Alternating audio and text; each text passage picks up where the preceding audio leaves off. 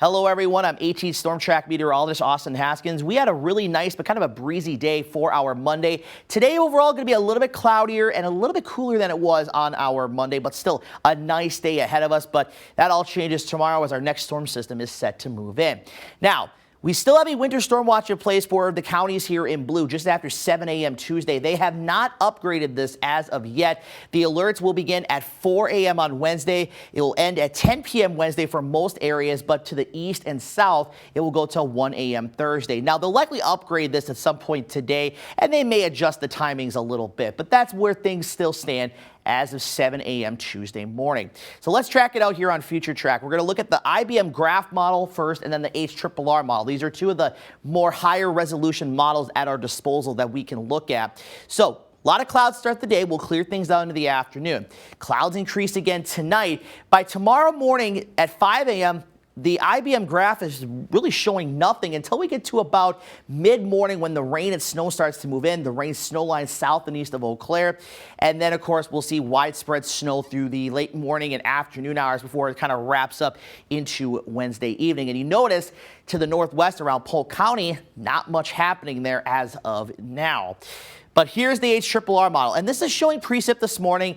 Not going to be seeing that. We would already be seeing that on radar, and we're not really seeing that. So we're going to stay dry today, maybe a sprinkle or two very late in the day and into tonight. We could have a couple of sprinkles or light showers around, but the better chance of any precipitation will move in after about 3 to 4 a.m. Here's 5:30, and you can see a little bit of rain and snow around, but then we start to see the precipitation increasing coverage and even intensity. You can even see it showing up as rain again north and west of Osceola and Hayward, with the rain still south and east of Black River Falls and Marshfield, and then you have rain and snow in the middle of that. It could be some heavier pockets of snow mixed in with this, and this will continue through the afternoon hours before it finally tapers off as we head into Wednesday evening, and eventually by overnight Wednesday into Thursday morning, we'll start to clear things out. There's still a lot of question marks on not only the track of the system, because that can still wobble a little bit, but when the changeover from rain to snow occurs, where a heavier band of snow could set up if that does occur.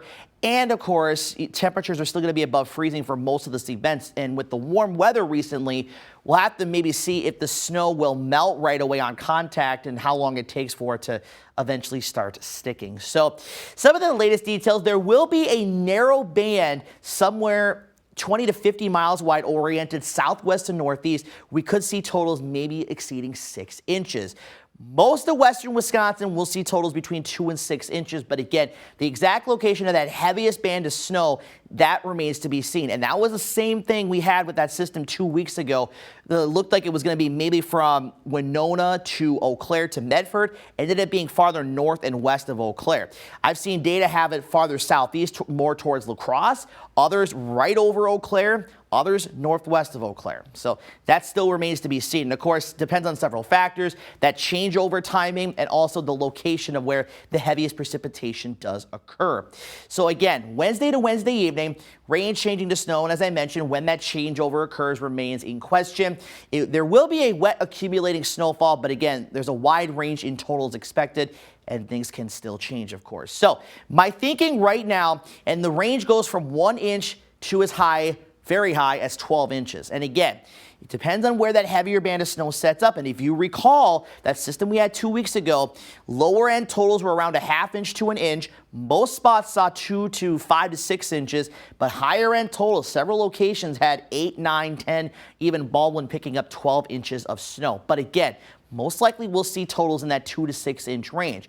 Now, whether you get an inch of snow or you get 8 to 12 inches of snow, there's going to be travel impacts regardless, because this is going to be a wet, slushy snow. Winds are going to be rather gusty out of the north, could have some gusts, maybe as high as 40 miles per hour. And it is going to reduce the visibility with that snow falling.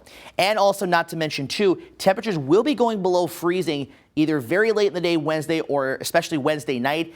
Roads could become icy. So we're going to have travel impacts regardless with this system, just like we had with that system 2 weeks ago. So just keep that in the back of your mind. But enjoy today, though. Again, some late day clearing, maybe some peaks of sun early this morning. We'll have a high today in Eau Claire of 55 degrees. Then tonight, a chance of some showers overnight, more so towards daybreak Wednesday, a low of 34 degrees.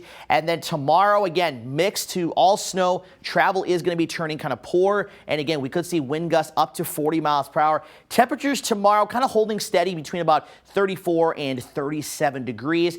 First day of spring again on Thursday, looking nice for that, a high of 42, up to 51 Friday, and then another chance for some precipitation Sunday into Monday. Right now could be both in the form of rain and or snow.